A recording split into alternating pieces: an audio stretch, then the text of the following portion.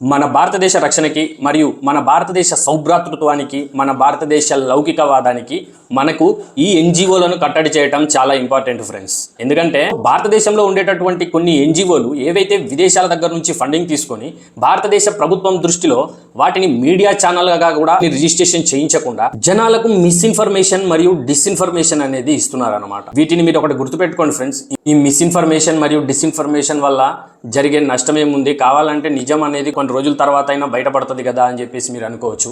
కానీ అలా అనుకోవద్దు ఫ్రెండ్స్. ఎందుకంటే మన పెద్దోళ్ళు ఎప్పుడూ చెప్తుంటారు, ఒక నిజం అనేది పక్కింటికి చేరేలోపు అబద్ధం అనేది ఊరంతా చుట్టేసి వస్తుందంట.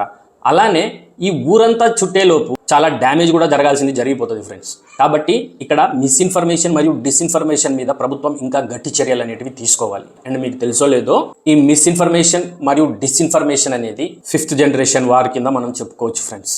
అంటే ఒకప్పుడు రాళ్లతో యుద్ధాలు చేసుకున్నారు, తర్వాత కర్రలతో యుద్ధాలు చేసుకున్నారు, తర్వాత కత్తులతో యుద్ధాలు చేసుకున్నారు, ఇప్పుడు బాంబులతో యుద్ధాలు చేసుకుంటున్నారు. ఈ 5th జనరేషన్ వార్ఫేర్ కి ఈ మిస్ఇన్ఫర్మేషన్ మరియు డిస్ఇన్ఫర్మేషన్ అనేదే వెన్నెముక.